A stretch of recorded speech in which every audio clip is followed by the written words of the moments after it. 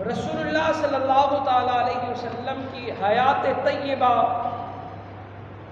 دین اسلام کے قیام، دین اسلام کی اشاعت و سربلندی کے لیے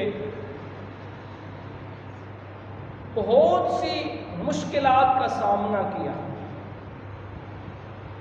حضور علیہ الصلوۃ والسلام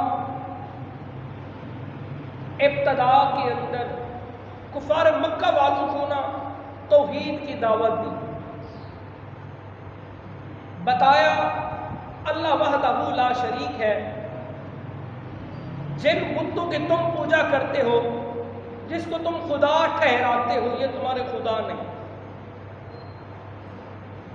تو یہی جملہ میرے آقا صلی اللہ تعالی علیہ وسلم کا کہنا تھا، توحید کا علم بلند کرنا تھا۔ پرائے تو پرائے اپنے بھی مخالف ہو گئے، ہر طرف سے سازشیں ہونے لگی۔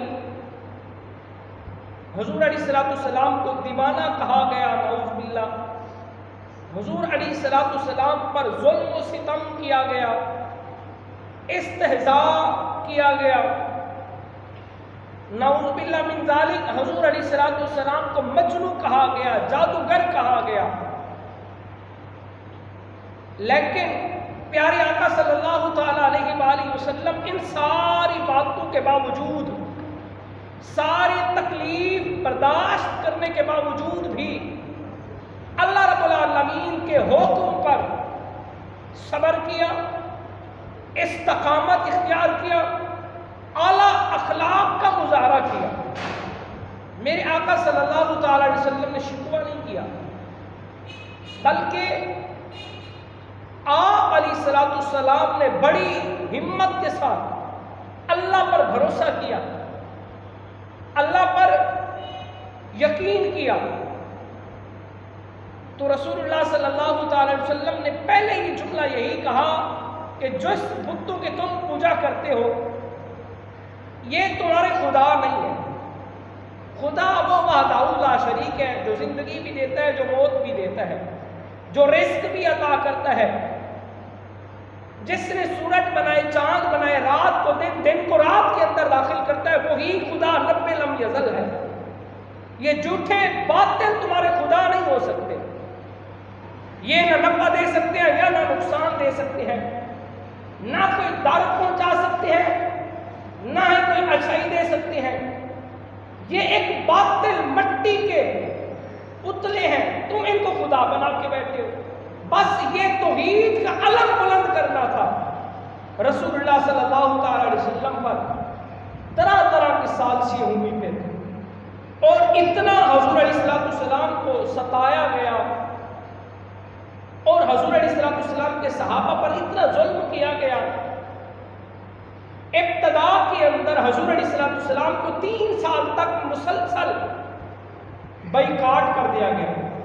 حضور علیہ الصلوۃ والسلام کو ایک غار کے اندر بند کر دیا گیا، کھانے کی قلت، بہت مشکل سے کئی دن یہ آتے کہ کھانا بھی حضور علیہ الصلوۃ والسلام تک نہ پہنچتا۔ اس کے اندر حضور علیہ الصلوۃ والسلام کے اہل خانہ بھی شامل تھے، جن میں حضرت سیدہ خدیجہ رضی اللہ تعالی عنہا، حضور علیہ الصلوۃ والسلام کی اہلیہ، آپ بھی اس کے اندر شامل تھی۔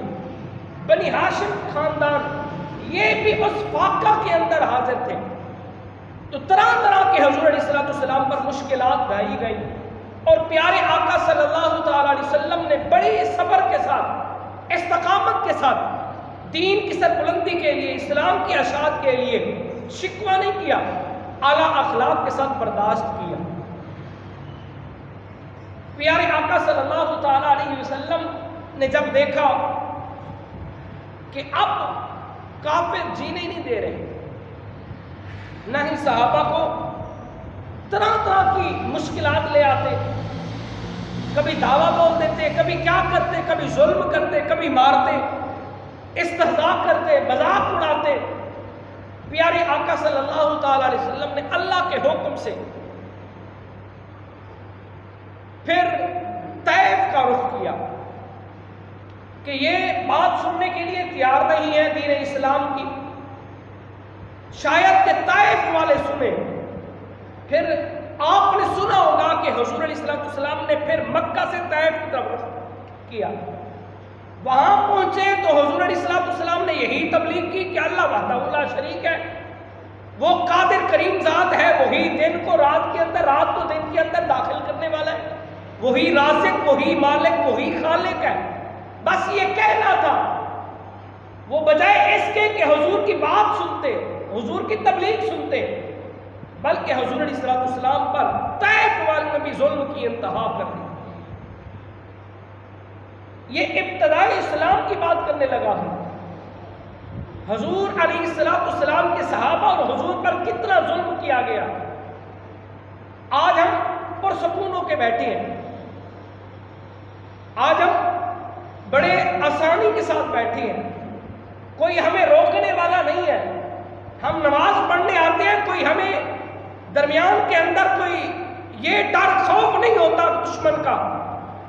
وہ تو ابتدائی اسلام کے اندر یہ حالت تھی کہ اگر کوئی شخص اسلام کے اندر داخل بھی ہوتا نا، سب سے پہلے اس کو یہ خطرہ ہوتا کہ اگر میں نے اسلام قبول کر لیا اور پتہ چل گیا کافروں کو، شاید تو میری جان بھی لے سکتے ہیں. یہ وہ انتہائی مشکل اور کٹھن دور تھا حضور علیہ السلام کے صحابہ کے لیے. پھر حضور علیہ السلام نے جب طائف کا رخ کیا تو انہوں نے بجائے حضور کی بات سنتے حضور علیہ السلام پر پتھر مارے.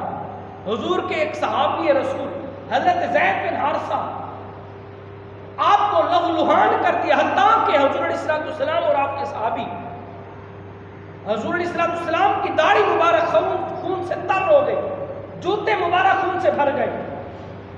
اتنا ظلم کی انتہا کر دی گئی. قصور کیا تھا؟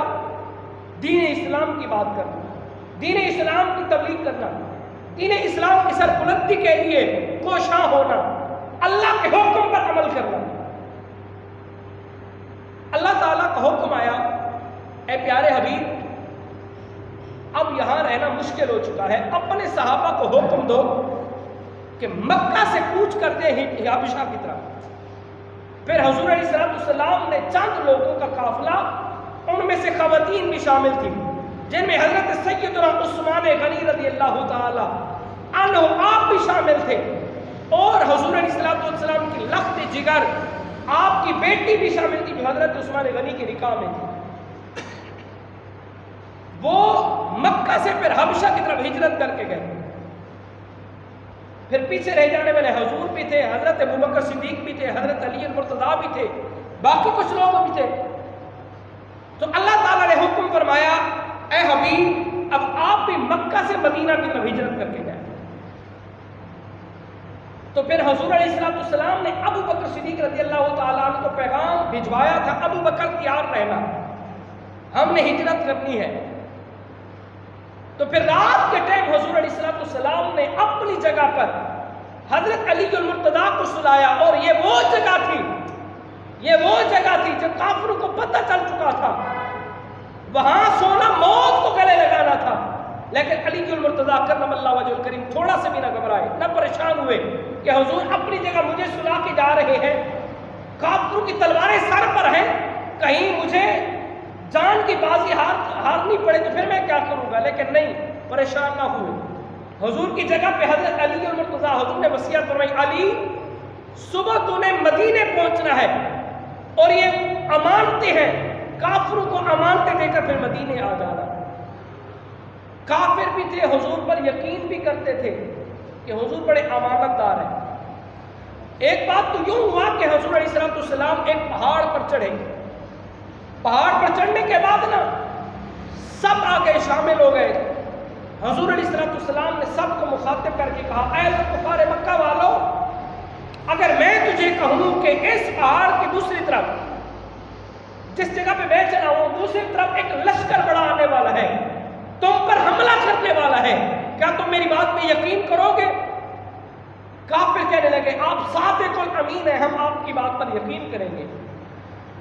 دیکھیں حضور علیہ السلام کو سچا مانتے تھے، صادق الامین کہتے تھے، سچا بھی کہتے تھے، امانت دار بھی کہتے تھے، دیانت دار بھی کہتے تھے. بس حضور علیہ السلام نے ان کو یہ بات کرنے کے بعد نا حضور نے فرمایا پھر میں تمہیں ایک تبلیغ کرتا ہوں کہ لوٹ آؤ خدا کی طرف۔